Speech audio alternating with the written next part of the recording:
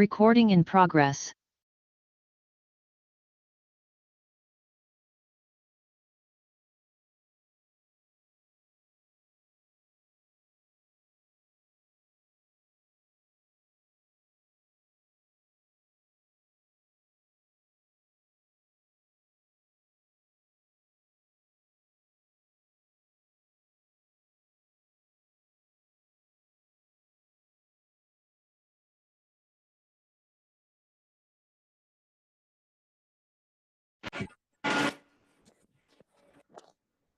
Honorable members, good morning. I greet you this morning. I also greet the staff. You are all welcomed. Today we are going to deal basically with two mini items. It will be the minutes and then give a little bit of a few discussions on our program of last week so that the administration can go and conclude the report for adoption. Do we have apologies, Lubabalo? Good morning, Chair and honorable members. We have two apologies, Chair. One from Honorable Smith. He will not be joining the meeting. And Honorable Mishwe has noted that he will join the meeting a bit later. Okay, thank you very much, Lubabalo. Honorable members, can we have a mover for adoption of the agenda?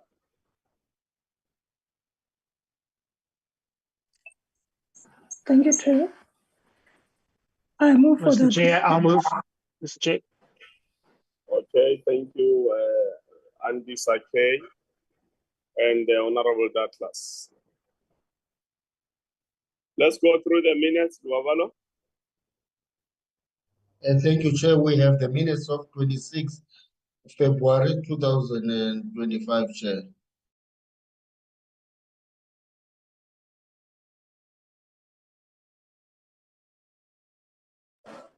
Honorable members, these minutes were circulated to us a long time ago, and I hope we have gone through them. Is there any matter members want to raise on the minutes? Can we have a mover for adoption of the minutes? Chair, my hand is up. Oh, sorry, I can't. So let me go to, okay, I can see your hand. Sorry, Honorable Tonga, over to you. No problem. Greetings to you, Chair and colleagues. Let me just raise it once. Lubabalo, all the minutes. I'm the member of the EFF in this committee. I see in your minutes you have recorded Honorable Muntwedi. Honorable Muntwedi stopped being a member of this committee, I think 7 February. Lubabalo, how can you make such I'll a just mistake? change one for all the minutes so that I don't come back and repeat the same thing. My apologies. I'll correct it. My apologies. Yeah, don't refuse to accept that Honorable Tonga is now our member here. Apology accepted. Sorry, Honorable Tonga, for that. So on that basis, you move for adoption of the minutes. Yeah, with those corrections, Chair, I move for adoption of the minutes. Thank you, Mama. Any seconder? Thanks, Chair. I move to second the minutes. Thank you, and this you are Kay for seconding. The minutes are now adopted, honorable members, as a true reflection of the proceedings of the meeting of the Portfolio Committee on International Relations and Cooperation. Second set of minutes, Lubabalo. The second censure was on the 5th of March. Yes, sir. When we did the virtual oversight. Again, with corrections in as far as Honorable Mthongo's name is concerned. Do we have a mover for adoption of the minutes? I will move it on, Chair. Thank you very much, Honorable Sali. Do we have a seconder? Second, Chair. Sorry. Okay, Honorable Muela. and someone else. I couldn't detect who that person is. Thanks for seconding. Yeah, thank you, Chair. I was standing to second the minutes as the true reflection of what transpired in the meeting of the 5th. Thank you very much for that. The minutes are now adopted as a true reflection of the proceedings of the Portfolio Committee's meeting, as indicated. Lubabalo, next set. We have the 19th of March, Chair. Thank you very much. With the correction of the name of Honorable Shongo reflecting as a member of this committee instead of Honorable Montwedi. Do we have a mover for adoption of the minutes? Thank you, Chair. I move for the adoption with the amendments as you have mentioned. Thank you very much, Honorable Andisiwake. Do we have a second, honorable members?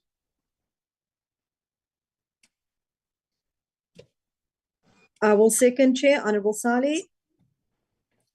Salam alaikum. Thank you very much, Honorable Sali. The minutes are now adopted as a true reflection of the proceedings of the Portfolio Committee meeting on international relations and cooperation held as indicated. Is this the last set, Lovalo? Yes, Chairperson. Yes, I also think so. We are done with the minutes. Members, I just thought that before the administration finalized the report of the work we did last week, both the oversight and the interaction with sectors in as far as putting the people at the center of our work, which is oversight related, members can just make comments, which the staff on anything, on logistics, on travel, on whatever happened last week, so that we can improve going forward if there's areas for improvement, which I think there should be. In life, you never reach 100% perfection. So we can now comment. Whoever wants to come in can come in on the experience of last week and what is it that we can work on going forward.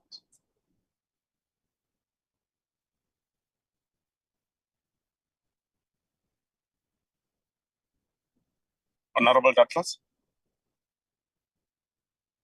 I thank you, Mr. Chair. Let me begin by just saying thank you to the team for last week's program. Each of the days was fairly well executed.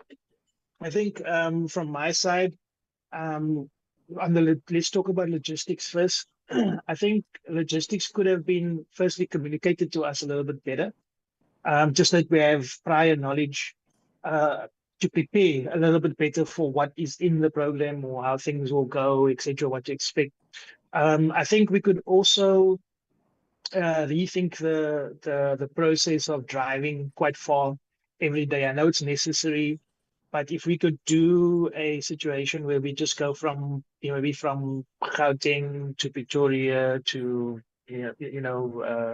Northwest or Mpumalanga, as in just sleep over in those places. I know, that that's a good hotel that we were at, reasonable, but I think, we could do with a better facility if we're going to stay in Johannesburg or near Pretoria. But also, I also think that it would be better if we could rather stay in the communities. It gives us more time. It gives us less stress to commute. It's also a lot safer. And I think those are a few things. I want to thank the team for arranging an escort. That really made things safer and smoother for the committee, so that we were able to get around on those long distances and those dangerous roads quite easily. So I think from that perspective, we can maybe do a little bit more improvement and planning.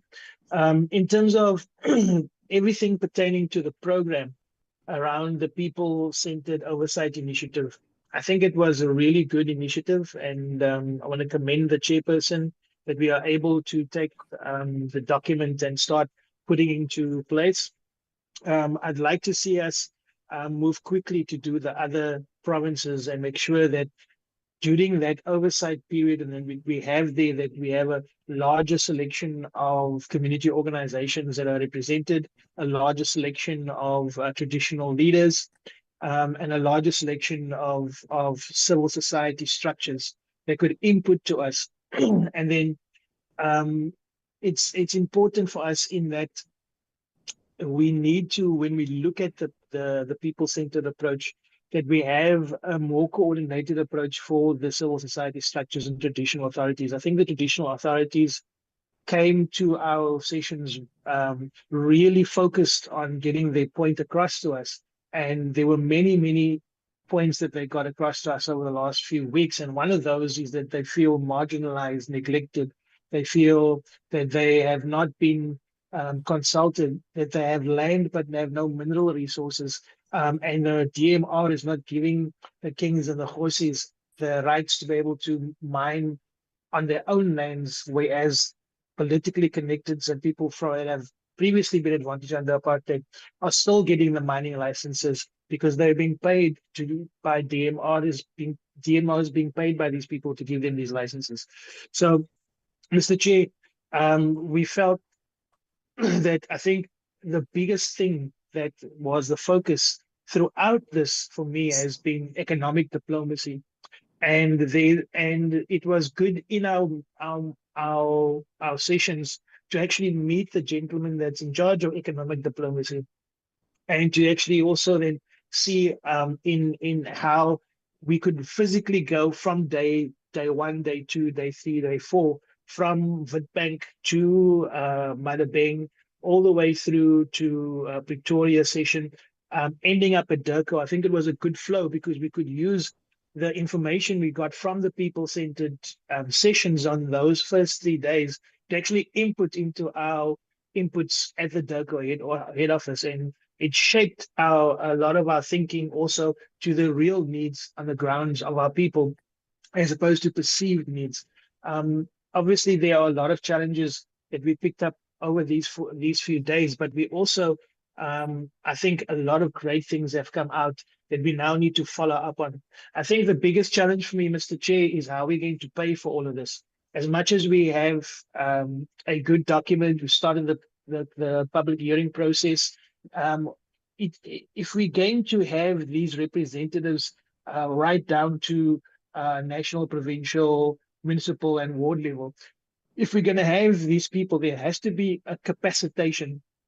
I'm scared that there are organizations like Salga and Contralesa and a number of others that have said they are happy to become those representatives, but that is going to, again, skew the conversation towards one or the other interest group, which is not what we need if we are truly talking about international relations becoming not just something that is outward looking, but actually going right back down to grassroots level and getting feedback onto what they want us to do in terms of international relations.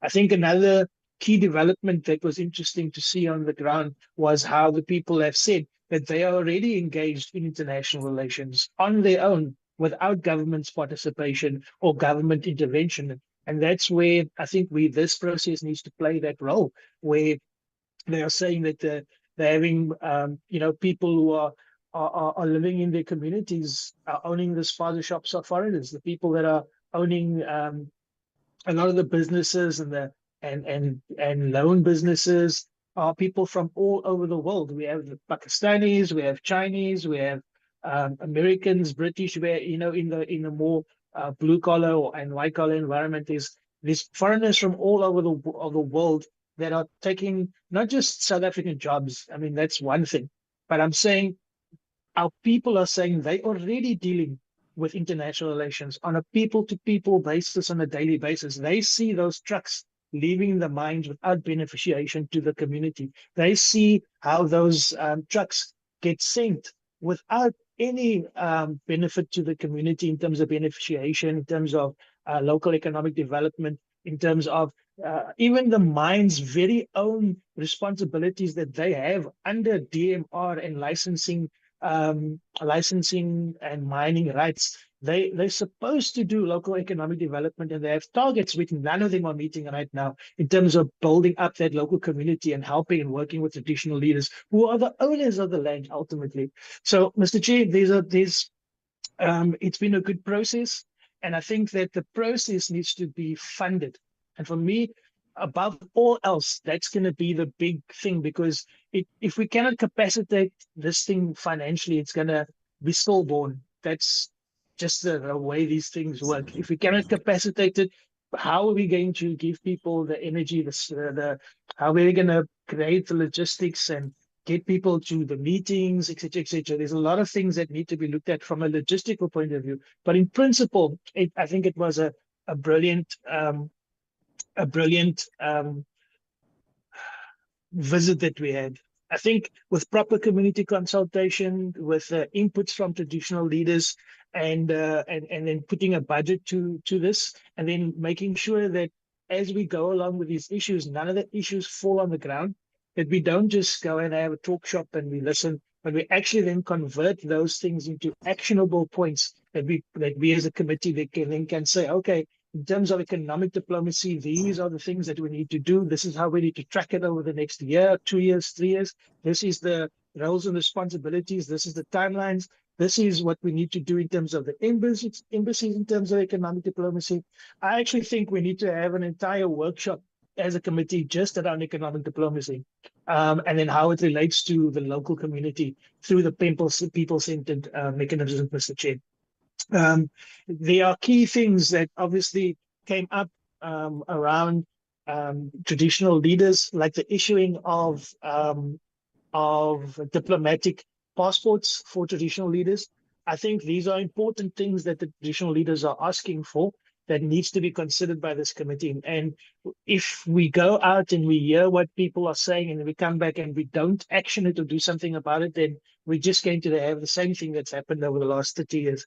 So there must be a mechanism that the committee has that says, okay, these are the 50 issues that was raised first in each of these areas, in Witbank, in Northwest, in Mpumalanga.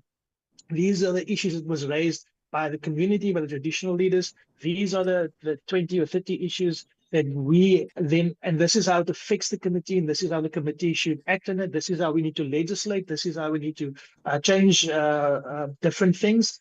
And then, what we have to do is look at the bilateral agreements, because this is one of the other things that we picked up during this whole process, is that the current bilateral agreements, we don't know what's in it, and we don't know who's benefiting from it, and we don't know how it's structured. We need transparency so that we can make sure that those who benefit the most will be Black economic empowerment companies, SMEs, Khoi and San, colored communities, Indian communities, so that our people, the masses, can start having access to economic diplomacy, trade, and to the benefits of the bilateral agreements. If you look at the agreement signed at the Forum of Africa-China Cooperation, there is billions of dollars there available for everything from business to business networking, to research, development, education and training exchanges, cultural exchanges, and business to business exchanges.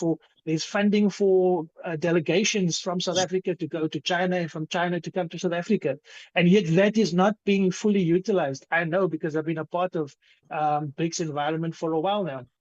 So, Mr. Chair, it's important for us to make sure that when we're talking about a BRICS conference, where is the Black SMMEs playing a role in that? Because right now, it's still the same companies benefiting from the apartheid days, the same companies who run 87% of the JSE are the ones who own import and export companies, farms, manufacturing plants, mines, and those are the previously advantaged in South Africa. If we want those of us that are in the majority, the poor, the marginalized, middle class, the workers, if we want them to benefit from international relations, we have to listen to what they say and then make sure that we fund it, that we put our money where our mouth is, and that we make sure that it benefits them. And then, Mr. Chair, just on the head office, I think, like I said in the meetings on Friday, the 2.8 billion rand in salaries bills for DIRCO, while all the missions themselves are underfunded. I think it's a very, very dire situation. Well, you know, we went to the state lounges oversight, and in the state lounges they were saying we need workers. There's nobody here. We lack staff. And we've heard that even at the embassy level, yet at national office, it's a bloated staff. We should be looking at diversifying, and we need to be looking at how do we take we start restructuring national office and say, man, it doesn't help us having 1,000 people in the national office and only like a few hundred where it's needed. So we need to restructure. We need to make sure that people become fit for purpose at the department. Not that we need to fire people, it's that we need to restructure it so that we make sure that firstly, that the payments and salaries are being given to the right people at the right level, that there's no duplications, ghost employees, etc. Secondly, that we look at the critical coalface issues. It doesn't help us having a huge back office support, but at the coalface where we meet people at the state lounges and the embassies, we don't have enough people and we're dropping the ball. It should be the other way around. We should focus on our outward public-facing side of the Department of International Relations Cooperation, not on our back office as much. Then, you know, we look in our oversight of DIRCO, and all our systems are Cisco and other American brands, Mr. Chair. And our entire database of DIRCO is held on a Microsoft exchange based here in Cape Town. Now, for me, that is a national security threat. Just as we get accused by the West and others of you know, using Huawei or other phones or whatever, they keep telling us that we the victims and they want us to use their technology and not the East technology. I think we have developed our own technology in South Africa. Even during that visit, after the visit, we heard that there are technologies, there are databases, there are South Africans that have developed the right systems that we need for DIRCO, etc., but it's never been utilized. We've constantly going outsourcing to companies that control our data, our national interest, and I don't think that that's right for any department. Never mind the Department of International Relations and Cooperation. We have seen through the Snowden files and many other files that these massive companies like Microsoft, they cooperate with their intelligence services and give out data to the intelligence services. So if we're going to truly be a sovereign country and protect our information, we have to make sure that our databases, our facilities and our IT infrastructure are sovereign, South African-owned, closed systems and protected from outward attacks, Mr. Chair.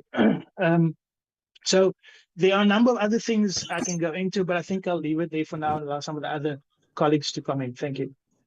Thanks, Honorable Douglas. Honorable Sally. Thank you, Honorable Chair. I agree with quite a bit that Honorable Douglas has noted, and I just want to go into the logistics first. Firstly, I want to thank the staff for all the efforts in arrangements of the logistics. Even with myself, I was able to be accommodated at a last minute. The accommodation, the staff at the particular accommodation was very friendly. They were helpful. They were really trying to do their best. But the quality and the standard of the hotel is one I would not recommend. The air conditioning system was failing most of the time. The other issue is the quality of the food. It wasn't up to standard. I know they tried to, and I think this is where it's also important, because if we think of G20, we're also going to have people of different religions visiting. And the quality of the halal food, for example, at the particular hotel, they were outsourcing. But the entity that they were outsourcing to was actually cheating them. I just want to place it on record.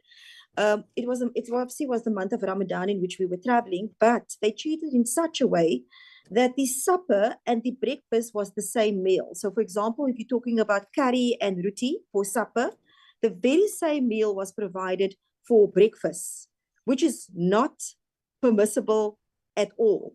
I have brought it to the attention of the hotel, but I thought I would also bring it to the attention of the relevant portfolios so that we are alert to these little details, because We've traveled to China, I've traveled to several countries, and they are very alert to the different cuisines and what needs to be provided. So on an international relations standard, we need to be very conscious of this particular concept as well. The transport, minus the hiccups when we were feeling a bit like Douglas Green at times, it was well organized. The blue light is definitely necessary, especially in the areas that we were traveling. I don't know if all of our colleagues are alert to the crime rates within certain areas, but the blue lights has unfortunately in certain areas become a necessity. Then it's a catch-22, Honorable Douglas, when we're talking about accommodation. On the one hand, it was convenient to be based at one accommodation that became familiar to us and that we could travel out to the other areas. That was one thing. And the distances from the hotel was not that extreme. It was doable. But then you also have to look at the flip side, and we have to weigh this up. Is it better to drive to the next destination, be accommodated to the next destination where the relevant meetings are going to be held? So it's a bit of a catch-22. I think one would obviously have to consider the distance and a few other aspects as well. The people-centered mechanism in international relations. I'm very excited about this mechanism because it has major potential, but it's going to take the will of all relevant stakeholders to make this work. It was well received in the different areas that we were busy introducing it. And, I think as members of this portfolio, we also have a responsibility, Honorable Chair, when we have something as amazing as such a tool that is long overdue, we also have a responsibility to introduce it to our constituents. And from the side of the constituents that I have discussed this with, etc., they are excited, they welcome the people-centered mechanism, and they feel that it is long overdue. So, one, what is the problems that we are facing? Obviously, it is budget. And like I've noted, it requires the will of relevant stakeholders identified to bring this mechanism to the people, and it's also going to require people to be proactive. I was a little bit concerned, and understandably so, with the one question from, I think it was from provincial, one of the provincial entities, where they noted, who's going to be responsible, etc., not realizing that as we were sitting there, local, provincial, as well as national and other stakeholders are all responsible for ensuring that this mechanism is put into effect, because we are on the forefront and all the relevant government levels has a role to play in international relations. So we're going to require a strategy beyond physically just the talk shop that we've had. We need to ensure, how are we going to bring the opportunities and education to the people? One of the things I was considering, Honorable Chair, is that we could possibly consider a pilot program in an area, actioning the concept and the intended outcome. So it wouldn't just have to be like a workshop or a talk, but physically presenting the opportunities that has been withheld, physically providing the education. That becomes a pilot program, and then you obviously push it out. If once we have ensured that it works, we push it out to more areas.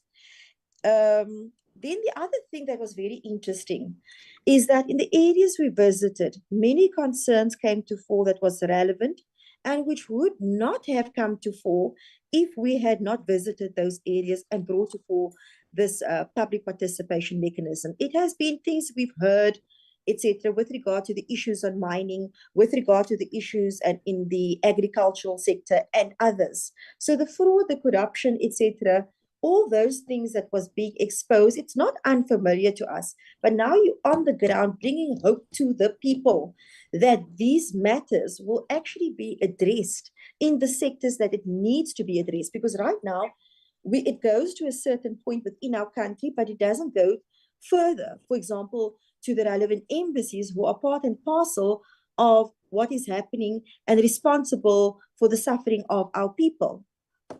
Getting a pittance from mining, from agriculture, where the other top dogs are getting so much more and benefiting, where the people who's doing the hardest of work, more often than not, owns the land, and where they are being restricted to their land, are the ones suffering. So that gap needs to be closed as well. Then the other aspect is the fact that resources are available and not being tapped into. Like Honorable Douglas noted, your education, your bursaries, your skills development, and your trade. And we heard it firsthand from the embassies, how much is available, not being tapped in, and why is that? Because our people is not on the ground, on the grassroots, it's not being presented and made available to them. They're not being educated on how to secure these bursaries, etc. I attend many educational systems where young people comes to determine on grassroots, in marginalized areas, the opportunities available to them. And I'm sad to say, Honorable Chair, not once has there been any embassies, etc., bringing these bursaries and opportunities to our young people in the most marginalized areas. And we should consider this factor and how we're going to, include these stakeholders at these particular presentations.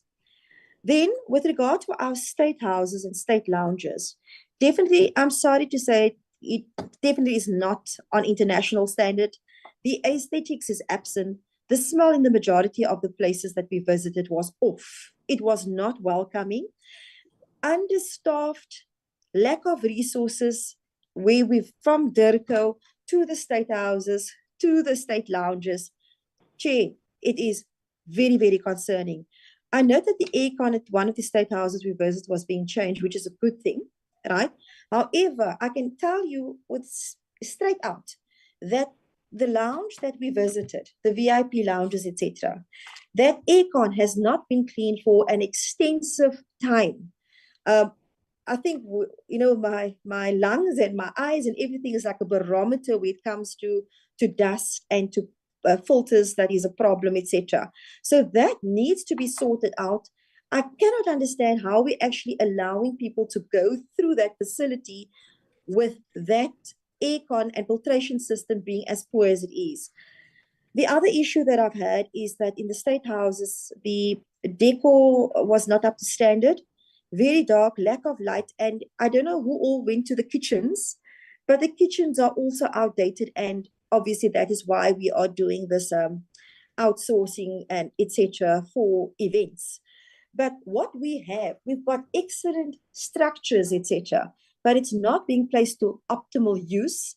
And it is very concerning that in international relations and what we are supposed to be providing, that we're not on standard of other countries. And I can honestly say that we need to look at the resources. We have to look at the budget.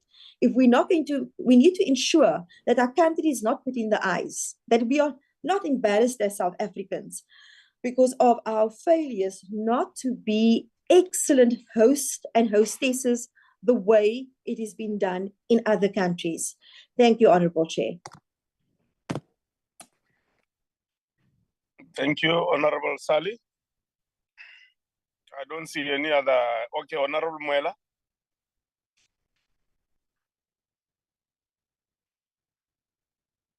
Dade Muela.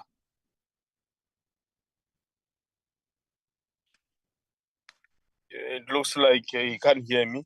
Is there any other member who wants to say anything, honorable members, before we close? Yeah, I at that time, so I that it we'll took get the report later. That the National Police Commissioner was not allowed into the building. And Hello, honorable members. Am I audible? Yeah, we gave you an opportunity to proceed. Okay, thank you very much, Chair, and greetings to everyone in the platform. Greetings to all honorable members. I would like to say, Chair, that the experience that we had during our oversight, it was quite remarkable.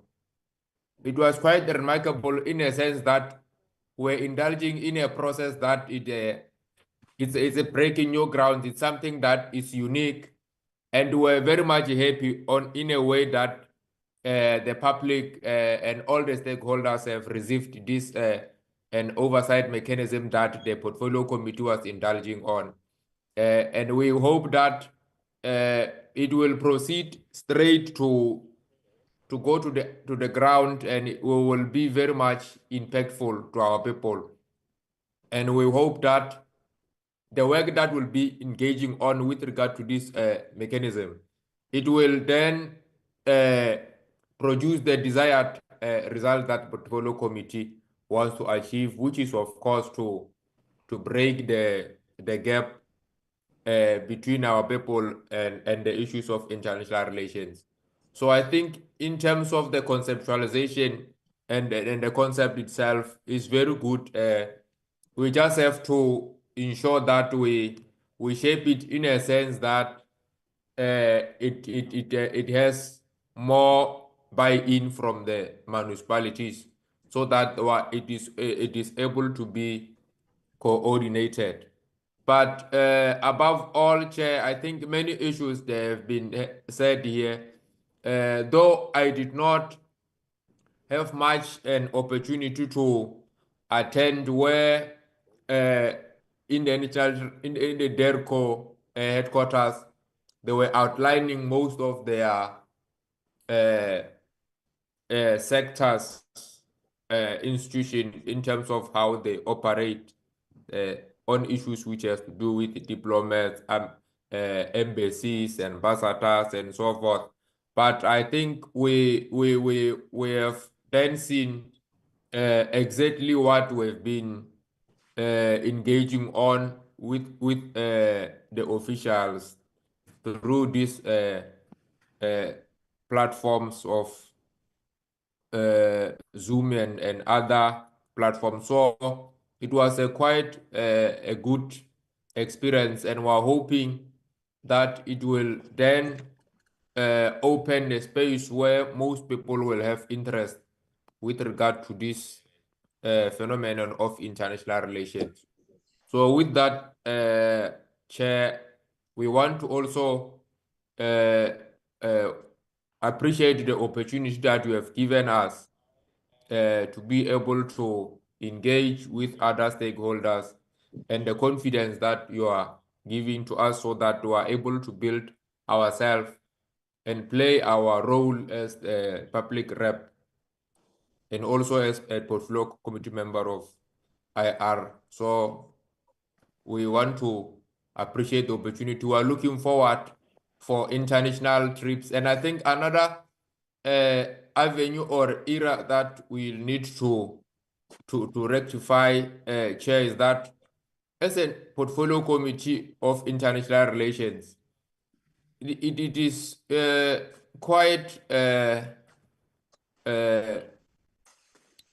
disturbing, or rather questionable, that we don't indulge on oversight which has to do with oversight on another countries as part of international relations. I think we need to look into this particular matter, because if we don't do oversight in international relations in other countries, how are we going to have a clear view of exactly what is it that is happening? I think we need to rectify the fact that we can't be an international relations committee that engage on oversight in its own country. Yeah. It needs to be rectified. Thank you very much. Thanks, Honorable Muela. We were just trying to give members to highlight some issues, so that when the staff writes the report, they can incorporate issues raised by members. So I think your comments were quite useful. I'm going to request Honorable Muela that you do a report on that meeting you attended of the Speaker of the Northwest and the speakers of the municipalities of the Northwest. Unfortunately, we must also apologize to you that you couldn't be accompanied by any staff member to that particular meeting because the speaker, as you will remember, of the Northwest, invited us on the spot when the proceedings were on. And I hope that you will be able to compile something in that regard.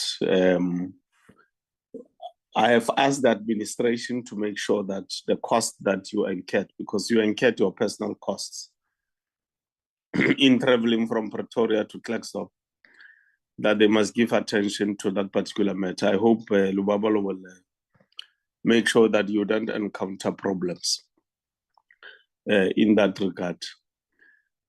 The matter relating to the budget of this program is going to be a battle that we need to get into. Remember that this is a new concept and a new approach, so we will struggle a bit, but I have an appointment with the speaker again because when this concept was developed, it was the former speaker. So that I can take it through. I had an opportunity to talk to her during the ANC meeting over the weekend in Johannesburg. So she's quite amenable to this approach that we have developed. I will ask the administration to send the document to the Secretary of Parliament with a covering letter, because the Secretary of Parliament says, though we gave it to the legal people, they did not give the Secretary of Parliament in return the document. We are in the introductory phase, honorable members, of this concept of people-centered approach. The introductory phase is more sector-based. So in the introductory phase, we will pick up issues that, in my view, we don't have to wait for all the provinces to be launched. As issues get to be picked up in the introductory phase with sectors, the issues must be referred to relevant department like DMR with deadlines to give us a feedback. But at the same time, Lubabalo, we must copy to the corresponding portfolio committee the same things. Thirdly, we are going to have to sort of permanently work with COCTA. I will talk to the chairperson today in the House. DTIC, I'll also talk to its chairperson. Those are the committees that those two, it looks like immediately we have no option but to work with those two committees on a joint program in as far as this mechanism is concerned. Fourthly, I hope that our media section, Lubabalo, that person who works with IR must become part of the permanent assessment and preparations so that we can start introducing through all media platforms of Parliament this mechanism. I'll make an example. If I'm in a village, and Parliament has offered me all these platforms for me to raise my issues directly with IR portfolio committee, I should be allowed to do so. Practically, what does this mean? It means there must be an alert to the rest of the people of South Africa that we have launched this approach, and during the introductory phase, they have an opportunity not to wait for us to reach them, they have an opportunity to send whatever issues they want to send, which are IR related, directly to the portfolio committee, so that we can start processing those issues, which means, Lubabalo, in our agenda, there's going to be a permanent item, which is about matters arising from the communities on the ground in as far as IR is concerned, on how many issues we have received, from how many people or sectors, what were those issues, and in between our own meetings as the portfolio committee, how have we processed those issues? Did we go back to the people and inform that we have received their issues and their issues are receiving attention?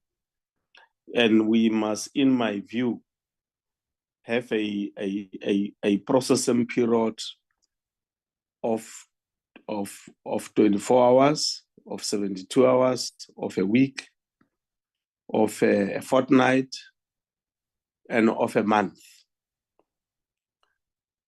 so that we can go back to people and feed back to them. So we don't have to wait for the day we are going to start meeting people in the halls, but rather start communicating with people now and use the platforms that Parliament has budgeted for and is using for us to deal with matters of oversight. I know that our staff has not been used to doing this for the last 30 years, but we are starting afresh, all of us, on these matters, which means that you are no longer only going to focus on what is in the program of the committee.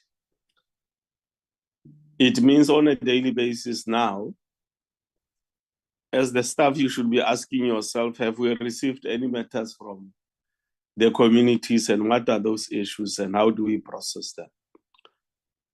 It means you will have to sit and communicate among yourselves on a daily basis so that you process the issues and develop an approach to them that we have received from the people, the issues that we have received from the people. So there's going to be a lot of hard work that you'll have to do as the staff of the portfolio committee and check up our performance going forward. It's exciting because I think all of us will be learning in the process. I hope we have written to the department for them to send us all the trade agreements like we've promised people, so that both Derek and ourselves, we must make those trade agreements public. They are not just kept in the offices. Then people can start reading on their own and identifying opportunities, and they don't have to wait for us to launch the forum. Do we have announcements, Babala? No, Chairperson. Thank you, sir. Honorable members, we look forward to seeing you in the budget at 2 o'clock this afternoon. The meeting is officially adjourned, and enjoy your afternoon. Thank you, Mr. Don't Chair. leave the chair. Thank Don't you, Chair. leave. Thank you, Chair. Bye, everybody. Okay, Stay bye, safe. everybody. Thank Bye. you. Bye, everyone. Thank you, Chair. Bye.